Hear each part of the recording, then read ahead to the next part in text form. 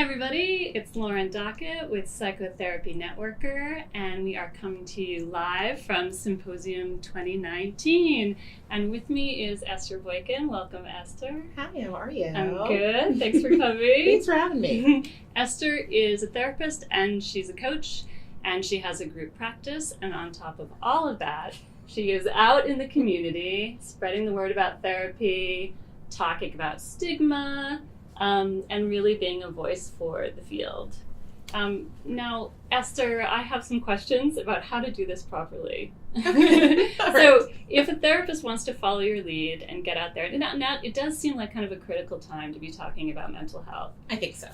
But it doesn't mean that we can just kind of go out there randomly, right? So, how do we shape a message before we kind of step out the door and share it with the community? So that's one of my favorite things. I think one of the beautiful things about being a therapist and being in this field is that we each bring our own unique personality and our own we all have different theories and different clinical perspectives. And so spending some time really getting clear about, who are you as a therapist? What's your professional persona?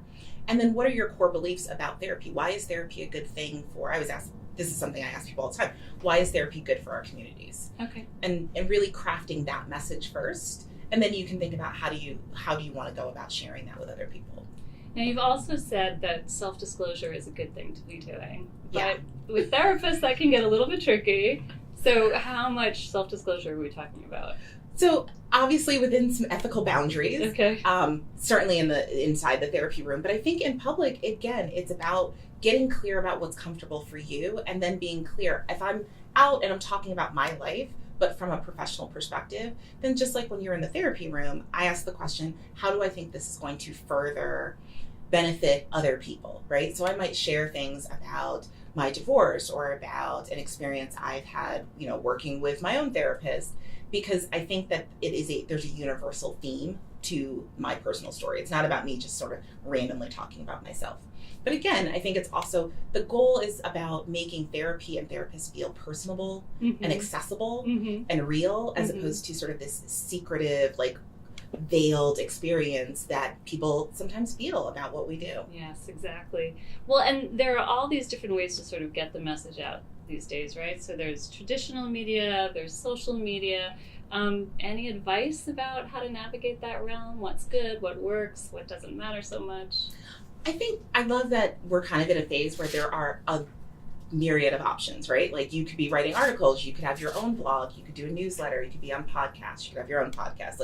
There's so many options. And so I think the two main questions I always ask myself and encourage other therapists to ask themselves are, one, what am I comfortable doing?